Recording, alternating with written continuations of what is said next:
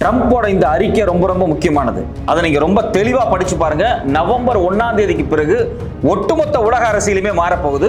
இதுல இந்தியாவினுடைய நிலைப்பாடு ரொம்ப ரொம்ப ரொம்ப முக்கியமானது.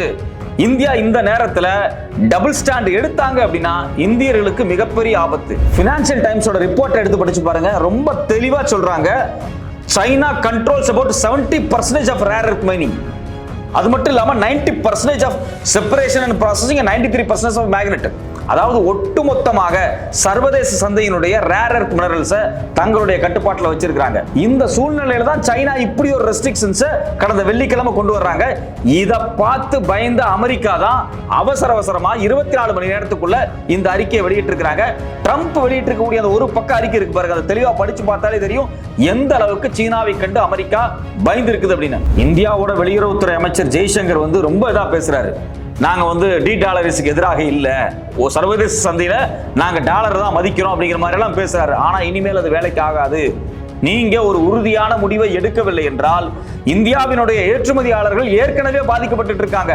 ஒட்டுமொத்தமாக இந்தியாவினுடைய குடிமகன், இந்தியாவினுடைய உற்பத்தி, குறிப்பாக இந்தியாவினுடைய ஆட்டோமொபைல் இண்டஸ்ட்ரி மிக மோசமா அடி வாங்க போகுது.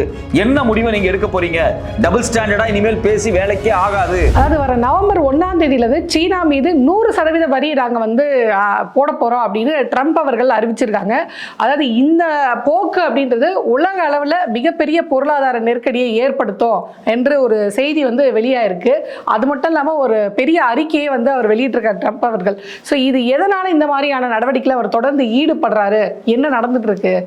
அதாவது சீனா மீதான 100% வரி அப்படிங்கிறது நவம்பர் 1ஆம் தேதியிலிருந்து உறுதி அப்படின்னு சொல்லி ட்ரம்ப் அவர்கள் சொல்லியிருக்கிறாங்க.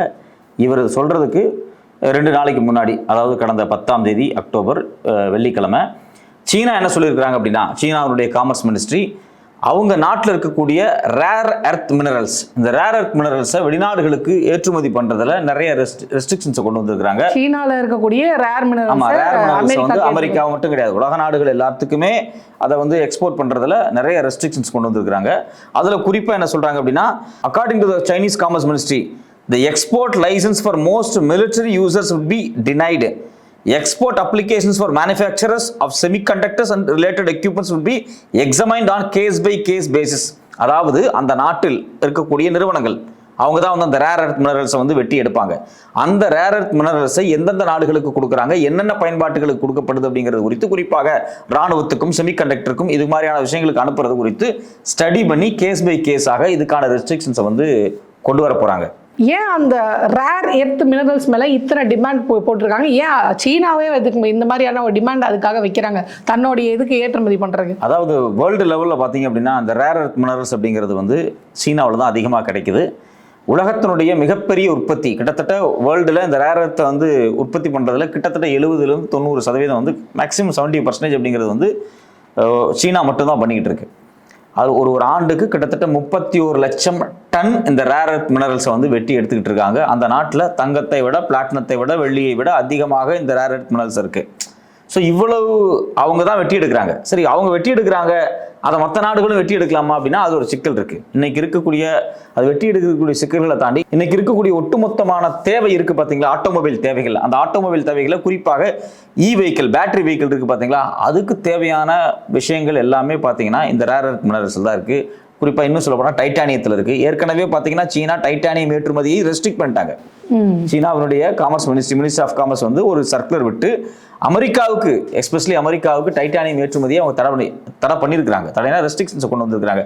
நீங்க இப்போ ஏர்பஸ் நிறுவனம், அமெரிக்காவினுடைய ஏர்பஸ் நிறுவனத்தினுடைய CEO வெளிப்படையாகவே அறிக்கை கொடுத்திருக்கிறார், சீனாவினுடைய டைட்டானியம் இல்லாம அவங்களால அந்த ஏர்பஸ் நிறுவனத்தை கன்ஸ்ட்ரக்ட் பண்றதுல நிறைய சிக்கல்கள் இருக்கு. இப்போ நீங்க ரேர் எர்த் டிமாண்ட் இருக்குன்றீங்க, சீனாக்கு தான் அந்த டிமாண்ட் இருக்குன்றீங்க. சீனா கிட்ட தான் அந்த உற்பத்தி இருக்கு, வேர்ல்டு முழுக்க டிமாண்ட் இருக்கு. இப்போ நீங்க பாத்தீங்கன்னா செம்பேரியம், டெரிபியம், ஸ்காண்டியம், எத்யூரியம் இது மாதிரியான ரேர் மினரல்ஸ் இன்னைக்கு இருக்கக்கூடிய மாடர்ன் டெக்னாலஜியில சிப்பு தயாரிக்கிறாங்க இல்லையா, அந்த செமிகண்டக்டர்ஸ், சிப்ஸ், இது எல்லாமே அதான் பயன்படுத்துறாங்க. செமிகண்டக்டர்ஸ், எலக்ட்ரானிக் ஐட்டம், ஸ்மார்ட் போனு, பேட்டரி வெஹிக்கிள்ஸ் எல்லாத்துக்குமே, ரோபோட்டிக், ட்ரோன்ஸ், இது மட்டும் இல்லாம மிலிட்டரி எக்யூப்மெண்ட்ஸ், அட்வான்ஸ் பொருள் எல்லாத்துலயுமா பார்க்க போனா ஆல்மோஸ்ட் எல்லாத்துக்குமே இதோட தேவைன்றது அதிகமா ரொம்ப ரொம்ப ரொம்ப ரொம்ப தேவை அதிகமா இருக்கு. இந்த பொருளை பயன்படுத்துறாங்க. இதுல சிக்கல் எங்க அப்படின்னா, அதை எக்ஸ்ட்ராக்ட் பண்ணி எடுக்கிறது ரொம்ப கஷ்டம், அடி ஆழத்துல இருக்கும். எக்ஸ்ட்ராக்ட் பண்ணி எடுத்து அதை ப்ராசஸ் பண்றது அப்படிங்கிறது ரொம்ப செலவு அதிகம். இவ்வளவு செலவு பண்ணி அதை எடுத்து ப்ராசஸ் பண்ணும்போது எக்கச்சக்கமான வேஸ்டேஜஸ் வரும், பொல்யூஷன்ஸ் ரொம்ப அதிகமாகும், வாட்டர் வேஸ்டேஜஸ், ஏர் வேஸ்டேஜஸ், இந்த பொல்யூஷன் ரொம்ப அதிகமாகும். ஸோ அப்போ இந்த ரேர் எர்த் மினரல்ஸ் அப்படிங்கிறாங்க அப்படின்னா அதை வெட்டி எடுக்கிறது அவ்வளவு கஷ்டமான ஒரு ப்ராசஸ்ஸு, அதுக்கு நிறைய பணம் செலவு பண்ணணும், அதனால் பொல்யூஷன் அதிகம். இது ஐரோப்பிய நாடுகள் அதை அக்செப்ட் பண்ணுறதில்ல. அதனால் பெரும்பாலான நாடுகள் வந்து சீனாவை நம்பி தான் ஒட்டுமொத்தமாகவே இந்த ரேர் எர்த் மினரல்ஸ் இருக்காங்க. ஸோ இந்த ரேர் எர்த் மினரல்ஸில் ஏற்கனவே பல ரெஸ்ட்ரிக்ஷன்ஸை வந்து போட்டிருக்காங்க. இப்போ நீங்கள் இது ஒட்டுமொத்தமாக பார்த்தீங்க அப்படின்னா வேர்ல்டு லெவலில் 31 லட்சம் டன் ஒரு நாளைக்கு, ஒரு ஆண்டுக்கு கிட்டத்தட்ட 34% ஒரு சிங்கிள் கண்ட்ரி வந்து அதனுடைய குளோபல் பர்சன்டேஜில் வந்து எடுத்துக்கிட்டு இருக்காங்க. இது மட்டும் இல்லாமல் இந்தியா வந்து ஒரு 2 lakhs tons அவங்க எடுக்கிறாங்க. யூஎஸில் வந்து அவங்க கிட்டத்தட்ட ஒரு 2 லட்சம் டன் தான் எடுக்கிறாங்க. ஸோ அப்போ வந்து இதில் பெரும் பிளேயர்ஸ் யார் அப்படின்னா சீனாவும் ரஷ்யாவும் தான். அவங்க தான் வந்து இந்த டைட்டானியம் மாதிரியான பொருட்கள் இருக்கு பாத்தீங்களா. இந்த ரஷ்யா சீனா இவங்க 2 பேர்கிட்ட இந்த ரேர் மினரல்ஸ்ன்றது அதிகப்படியா இருக்கு. டைட்டானியத்தை எடுக்கிறதுல இவ்வளவு ஒரு போட்டு இருக்கு ரேர் எர்த் மினரல்ஸ்ல நான் சொல்லிடுறேன். அப்ப ரஷ்யா கிட்டயும் சைனா கிட்டயும் இந்த டைட்டானியம் அப்படின்றது வந்து அதிகப்படியா அவங்க கிட்ட இவங்க 2 பேர் தான் உலக அளவில் அதிகப்படியா இருக்காங்க. அமெரிக்கா அவங்க 2 பேரை டார்கெட் பண்ணுதோ. ஆமா, டைட்டானியம் பொறுத்த வரைக்கும் இந்த 2 நாடுகள், ரேர் எர்த் மினரல்ஸ் பொறுத்த வரைக்கும் சீனா மட்டும் தான். ஸோ இவ்வளவு தேவை இவ்வளவு இருக்கிறதுனால தான் எனக்கு இந்த பிரச்சனை ஓடுது. சைனா என்ன பண்ணியிருக்காங்க அப்படின்னா, நான் சொன்ன பார்த்தீங்களா, கடந்த அக்டோபர் 10ஆம் தேதி அந்த அனௌன்ஸ்மெண்ட்டை கொடுத்துருக்காங்க. இந்த அனௌன்ஸ்மெண்ட்டுக்கு பிறகு ட்ரம்ப் வந்து November 1, 2025 impose large scale export controls on virtually every products they make and some not even made by them.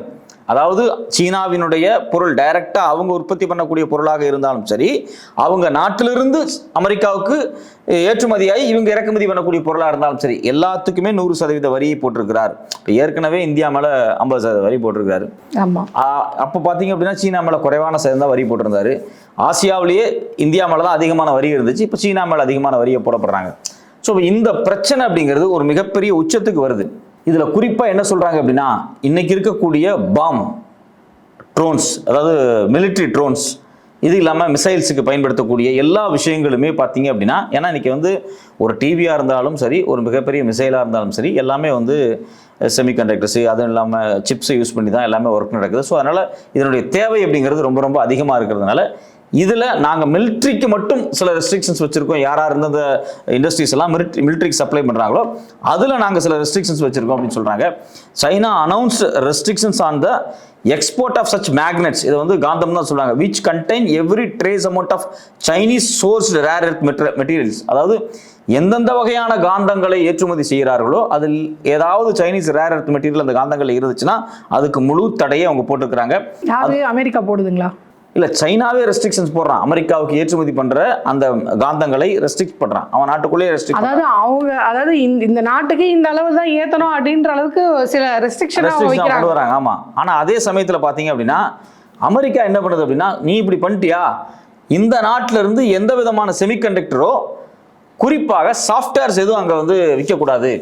இப்போ அமெரிக்காவில் தயாரிக்கப்படக்கூடிய சாஃப்ட்வேர்ஸ் எதையுமே வந்து பார்த்தீங்க அப்படின்னா சீனாவுக்கு விற்கக்கூடாது, ஒரு முழு ரெஸ்ட்ரிக்ஷனான ஒரு தடையை வந்து அவங்க வந்து கொண்டு வராங்க. அது அமெரிக்கன் ஆரிஜின் டெக்னாலஜிஸ், அது எந்த டெக்னாலஜியாக இருந்தாலும் சரி, சாஃப்ட்வேராக இருந்தாலும் சரி, இல்லை மிசைல் டெக்னாலஜியாக இருந்தாலும் எதுவாக இருந்தாலும் சரி, இனிமேல் வந்து எந்த டெக்னாலஜியுமே நீங்கள் வந்து சீனாவுக்கு கொடுத்துடக்கூடாது அப்படிங்கிற ரெஸ்ட்ரிக்ஷனை கொண்டு வந்துருக்காங்க. ஸோ இந்த பிரச்சனைகளை இந்தியாவுக்கு ஏதாவது பாதிப்பு ஏற்படும்? ஆமாம், ஏற்கனவே இந்தியாவுக்கு பாதிப்பு வந்துருச்சு. ஏற்கனவே சில ரெஸ்ட்ரிக்ஷன்ஸ் இருக்குது. அந்த ரெஸ்ட்ரிக்ஷன்ஸின் அடிப்படையில் பார்த்தீங்கன்னா இந்தியாவினுடைய ஆட்டோமொபைல் மேக்கர்ஸுக்கு எல்லாத்துக்குமே ஒரு மிகப்பெரிய பிரச்சனையாக இருக்குது. அதாவது இன்னைக்கு இ வெஹிக்கிள் நோக்கி எல்லாம் நடந்துட்டு இருக்காங்க இல்லையா. அது மட்டும் இல்லாமல் ஒரு கார்லேயே இது மாதிரியான ரேர் எர்த் மினரல்ஸோ இருக்கட்டும், இல்லை செமிகண்டக்டர் சிப்ஸாக இருக்கட்டும், எல்லாமே பயன்படுத்துகிற இடத்துக்கு வந்துட்டாங்க. ஸோ இது எல்லாமே வந்து ஒரு மிக மோசமான பாதிப்பை வந்து இந்தியாவினுடைய ஆட்டோமொபைல் இண்டஸ்ட்ரிக்கு ஏற்கனவே விழுந்துருச்சு.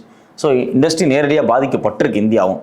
ஸோ இந்த நேரத்தில் இந்தியா வந்து பார்த்தீங்க அப்படின்னா சீனாவோடு ஏற்கனவே அமெரிக்கா மீதான முரண்பாடு இந்தியாவுக்கு இருக்கிறதுனால ஒரு சில ஸ்பெஷலான அக்ரிமெண்ட்ஸ் எல்லாம் போட்டு சீனா, ரஷ்யா அப்படின்னு ஒரு சில ஒப்பந்தங்களை போட்டு, அமெரிக்காவோட ஏற்கனவே இந்தியாவுக்கு முரண் இருக்கிறதுனால சீனாவோடையும் இணக்க காட்டுறதுனால சீனா இந்தியாவுக்கு ஏதாவது போனா போகுது அப்படின்னு இறங்கி வருவாங்க அப்படின்னு சொல்றீங்களா? ஆமா, 100% உண்மைதான். ஏன்னா சீனாவை டிபெண்ட் பண்ணாமல் சில வேலை இந்தியாவால செய்ய முடியாது. நீங்க ஒன்றும் இல்லை, இந்தியாவில் தயாரிக்கப்படக்கூடிய மருந்துகள் இருக்கு பார்த்தீங்களா, இந்த மருந்தினுடைய மூலப்பொருட்களில் கிட்டத்தட்ட 90% சீனாவில் இருந்து இறக்குமதி பண்ணிட்டு இருக்கோம். ஆனால் இறக்குமதி பண்ணி ஜென்ரிக் மெடிசின்ஸை தயாரித்து நாம் பல நாடுகளுக்கு விற்றுக்கிட்டு இருக்கோம். ஆப்பிரிக்கன் நாடுகளுக்கு விற்கிறோம், அமெரிக்காவுக்குமே விற்கிறோம். நாம் அமெரிக்காவுக்கு ஏற்றுமதி செய்கிறோம். நம்ம அமெரிக்காவுக்கு ஏற்றுமதி செய்கிறது மேலே அமெரிக்கா வரி போடலை. ஏன்னா அது அந்த நாட்டுக்கு பாதிப்பு ஏற்பட்டமில்ல, இது மருந்து ப்ராடக்ட்டில், ஃபார்மா ப்ராடக்ட்டில், அதனால் அவன் போடாமல் வச்சிருக்கிறான். ஆனால் சைனா ஏதாவது ஒன்று பண்றான்னு வச்சுங்களேன், அவன் வந்து சைனாவிலிருந்து இறக்குமதி ஆகக்கூடிய மருந்து பொருட்களுடைய மூலப்பொருட்களுக்கு ஏதாவது தடை விதிச்சான் அப்படின்னா அல்டிமேட்டா அமெரிக்காவும் பாதிப்படையும், இந்தியாவும் பாதிப்படையும். இந்தியாவிலே உற்பத்தி பண்ணப்பட்டாலும் ஆனா அதோட மூலப்பொருள் சைனால வாங்கப்பட்டது தெரிஞ்சா அதுக்கான இருக்கும். 90% வந்து இந்தியாவில் தயாரிக்கக்கூடிய மருந்துகள் எல்லாமே வந்து சீனாவினுடைய மூலப்பொருட்கள் தான். இப்போ இங்க பிரச்சனை ரேர் எர்த் மினரல்ஸ். இந்த ரேர் எர்த் மினரல்ஸ் இங்க இருக்கக்கூடிய ஆட்டோமொபைல் இண்டஸ்ட்ரியில பாதிப்பு ஏற்படுது பாத்தீங்களா. டைரக்டா வேற வழி கிடையாது, இந்தியா வந்து சீனாவோடு நெருக்கத்தை காமிச்சு தான் ஆகணும். ஃபினான்ஷியல் டைம்ஸ் வந்து எக்ஸாக்டா என்ன சொல்றாங்கன்னா, China controls about 70% of rare earth mining. அது வந்து சீனாவில் மட்டும் கிடையாது, ஆப்பிரிக்க நாடுகள்லயும் நிறைய மைன்ஸ் இருக்கு. அதாவது சைனா எடுத்து செய்யற அந்த மைனிங் எல்லாத்தையுமே பாதிப்பை கொண்டு போய் சவுத் ஆப்பிரிக்காவிலையும் பண்ணிட்டு இருக்காங்க, சவுத் அமெரிக்காலையும் பண்ணிட்டு இருக்காங்க. ஸோ இது எல்லாமே கண்ட்ரோல் பண்றாங்க. 90% ஆஃப் செப்பரேஷன் அண்ட் ப்ராசஸிங். உலகத்துல இது மாதிரியான ரேர் எர்த் மினரல்ஸை வேற நாடுகளும் எடுக்கலாம், ஆனா அதை வந்து செப்பரேட் பண்ணி ப்ராசஸ் பண்ணி இந்த மினரல்ஸை வகைப்படுத்துறதுக்கு பார்த்தீங்களா, இந்த டெக்னாலஜி அந்த ப்ராசஸை கண்ட்ரோல் பண்றது சீனா தான். அது மட்டும் இல்லாமல் 93% ஆஃப் மேக்னெட் மேனுஃபேக்சரிங். ஸோ இது மாதிரியான ரேர் மினரல்ஸை வச்சு உற்பத்தி பண்ணக்கூடிய காந்தங்கள் 93% சீனா தான் பண்ணுது. அப்போ நீங்க யார்கிட்ட போய் இப்போ கைகட்டி நிற்க வேணும்? வேற வழியே கிடையாது. இந்தியா சீனாவோடு ஒரு நெருக்கத்தை காமிச்சு தான் ஆகணும். ஸோ இப்போ அமெரிக்காவும் என்ன பண்ணிருச்சு அப்படின்னா, சீனா மேலே 100% வரி போட்டதுனால நாமெல்லாம் பாதிக்கப்பட்டவர்கள். சீனா, ரஷ்யா, இந்தியா, நாமெல்லாம் பாதிக்கப்பட்டவர்கள். ஏற்கனவே நமக்கு ஒரு பிரிக்ஸ் கூட்டமைப்பு இருக்கு. இந்த பிரிக்ஸ் கூட்டமைப்பை மேலும் மேலும் வலுப்படுத்துற மாதிரியான வேலைகளை தான் இவங்க இறக்க போறாங்க. அமெரிக்கா அடிக்க இவங்க எல்லாம் ஒண்ணு சேர்ந்து இவங்க ஒரு வலுவா தனியா. இதுல இந்தியா வந்து டபுள் ஸ்டாண்ட் எடுக்கவே முடியாது. இந்தியா என்ன சொல்றாங்க அப்படின்னா, பிரிக்ஸ் காயின்ஸ், பிரிக் நாடுகள் தனியாக எக்ஸ்போர்ட் இம்போர்ட்டுக்காக பிரிக் கரன்சியை உருவாக்கும் போது இந்தியாவினுடைய வெளியுறவுத்துறை அமைச்சகம் எங்களுக்கு அப்படி ஒரு நோக்கமே கிடையாது, நாங்க வந்து டாலரைஸ் பண்ண போறது கிடையாது, ஆனா நாங்க அங்க போய் பங்கேற்போம். ஆமா பங்கேற்பாங்க, ஆனா டாலர் ஒழிப்புல நாங்க இல்ல, நாங்க வந்து டாலர் நிராகரிப்புல இல்ல, சர்வதேச வர்த்தகம் டாலர் தான் நடக்கும் அப்படிங்கிற மாதிரியான ஒரு அஷூரன்ஸ் எல்லாம் கொடுத்தாங்க. ஆனா சைனாவும் அதே சமயத்தில் ரஷ்யாவும் ஒரு விஷயத்தில் உறுதியாக இருக்கிறார்கள். டாலருக்கு மாற்றாக சர்வதேச சந்தையில் உற்பத்தி வர்த்தகம் இருக்கு பாத்தீங்களா, அந்த வர்த்தகத்தை கட்டுப்படுத்துறதுக்கு பிரிக் கரன்சியை கொண்டு வரணும் உறுதியா இருக்காங்க. ஸோ இந்த சூழ்நிலையில இந்தியா பிரிக்ஸ் கூட்டமைப்போடு ஸ்ட்ராங்கா நின்று அந்த டாலர், அதாவது டாலருக்கு ஆப்போசிட்டாக பிரிக்ஸ் கரன்சியை கொண்டு வர்றதுக்கு உறுதுணையா இருந்தாங்க அப்படின்னா, இந்தியாவினுடைய ஜியோ பாலிடிக்ஸ், இப்போ இந்தியாவை சுற்றி தான் ரஷ்யா, ஆப்கானிஸ்தானா இருக்கட்டும், இல்லை வந்து சீனாவா இருக்கட்டும், இந்த நாடுகள் தான். இப்போ இந்தியாவினுடைய நெருங்கிய நாடாக இருக்கக்கூடிய ஸ்ரீலங்கா, அதை சீனா தான் கட்டுப்படுத்திட்டு இருக்காங்க. மால்தீவ்ஸ் சீனா கட்டுப்பாடுக்கு வந்துருச்சு. திபெத் சீனா கிட்ட தான் இருக்கு. இன்னும் சொல்ல போனால் பங்களாதேஷும் சீனாவோடு நெருக்கமாக இருக்காங்க. பாகிஸ்தான் சீனாவோடு ரொம்ப ரொம்ப ரொம்ப க்ளோஸாக இருக்கு. இந்தியா மீது ஆப்ரேஷன்ஸ் நடக்கும்போது திருப்பி வந்து இந்தியா வந்து சிந்தூர் தாக்குதல் நடத்தினாங்க இல்லையா, இந்த காலகட்டத்தில் முழுக்க ரேடார்ல இருந்து இன்டெலிஜென்ஸ் சோர்ஸ்ல இருந்து வெப்பன்ஸ் வரைக்கும் எல்லாமே சைனா தான் கொடுத்தாங்க, ஒத்துழைச்சுதான். ஆமா. அப்போ அதுக்கு பிறகு இந்திய அரசாங்கம் வெளிநாடுகளில் போய் டிப்ளமசியா பல லாபி பண்ணியிருந்தாலும் கூட பாகிஸ்தானுக்கான முக்கியத்துவம் அதிகமாயிட்டே போகுது. பாகிஸ்தானுடைய ராணுவ தலைவர் வெள்ளை மாளிகையில போய் விருந்து சாப்பிடுறாரு. ஒரே மாதத்தில் 2 முறை அமெரிக்காவுக்கு போறாரு. அப்படி பார்த்தா நீங்க சொல்றபடி பார்த்தா அவங்க சீனாவிலையும் பாகிஸ்தானுக்கு ஆதரவு அதிகமா இருக்கு, அமெரிக்காவிலும் அவங்களுக்கு தானே ஆதரவு அதிகமாக இருக்கு. பாகிஸ்தானை சொல்ல வரீங்களா? பாகிஸ்தானுக்கு சீனாவினுடைய ஆதரவும் அமெரிக்காவினுடைய ஆதரவும் ஏன் இருக்கு அப்படின்னா, இந்த சூழலை பயன்படுத்தி கொண்டு, இன்னைக்கு இருக்கக்கூடிய ஜியோ பொலிட்டிக்கல் ஏற்பட்டிருக்கக்கூடிய மாற்றங்களை பயன்படுத்தி கொண்டு பாகிஸ்தான் தன்னுடைய சாதகத்தை அதிலிருந்து ஒரு மிகப்பெரிய பலனை அடைந்து கொள்ள விரும்புகிறார்கள். எல்லா நாடுமே அப்படிதான். பாகிஸ்தான் சாதகமா யூஸ் பண்ணிக்குது. நான் வந்து சீனாவோட நெருக்கம் காமிக்க போறேன்னா, அமெரிக்காவோட நெருக்கம் காமிக்க போறேன்னா அப்படிங்கிற ஒரு இந்த டிப்ளமசி இருக்கு பாத்தீங்களா, அந்த டிப்ளமசில எனக்கு என்ன கிடைக்கும் அப்படிங்கறத பாகிஸ்தான் பார்த்துக்கிட்டு இருக்கு.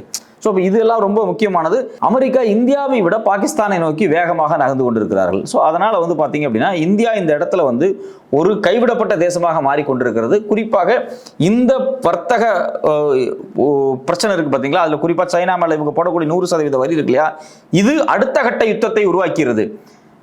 Hardcore fight between China and America, நேரடி சண்டைக்கு வந்துட்டாங்க. ஏன்னா 100% வரி. அப்போ இந்த நேரத்தில் சீனா ஒரு முடிவெடுத்தே ஆக வேண்டிய சூழல் இருக்கு. சீனா ஒரு முடிவெடுக்குது அப்படின்னா கூட யார் இருக்கணும்? ரஷ்யா இருக்கிறாங்க. அப்போ வேற வழியே கிடையாது. இந்த நேரத்தில் இந்தியா யாரோடு நிற்க போகிறது அப்படிங்கிறத முடிவெடுக்க வேண்டிய இடத்துக்கு இந்த செய்தி தள்ளி இருக்கிறது. ட்ரம்பினுடைய இந்த அறிவிப்பு இருக்கு பார்த்தீங்களா, உலக நாடுகள் எல்லாத்தையும் ஒன்றிணைச்சு சீனாவுக்கு எதிராக திரட்டுறதுக்காக ஒரு வேலை பார்த்துட்டு இருக்காரு. ஸோ அதெல்லாம் முடிஞ்சிருச்சு, அந்த பீரியட் எல்லாம் முடிஞ்சிருச்சு. World is now multipolar. ஒரு காலத்தில் வந்து யூனிபோலராக இருந்துச்சு, அமெரிக்கா மட்டும்தான். அப்புறம் பைபோலராக ரஷ்யா, யுஎஸ்எஸ்ஆர், அமெரிக்கா இருந்தாங்க. அதெல்லாம் இல்லை. இப்போ world is a multipolar based on the issue based பாலிடிக்ஸாக போயிட்டு இருக்கு இன்டர்நேஷனல் இஷ்யூஸில். ஸோ அதனால் இந்த சூழலில் இந்தியா சீனாவோடு நெருக்கம் காமிக்கிறது, பிரிக்ஸோடு நெருக்கம் காமிக்கிறது, தன்னுடைய அழுத்தமான உறவுகளை பதிவு செய்வதனூடாக தான் அமெரிக்காவை டீல் பண்ண முடியும். அந்த இடத்துக்கு சர்வதேச வர்த்தகம் நகர்ந்துருச்சு. அதாவது இனி இந்தியா ஒரு ஸ்ட்ராங்கான முடிவை எடுத்துதான் ஆகணும் அப்படின்ற சூழ்நிலைக்கு சீனா மேல விதித்த இந்த 100% அந்த வரி அப்படின்றது இந்தியாவை வந்து யார் பக்கம் நீங்க நிக்க போறீங்க அப்படின்ற கட்டத்துக்கு நகர்த்ததுன்னு சொல்லலாம்.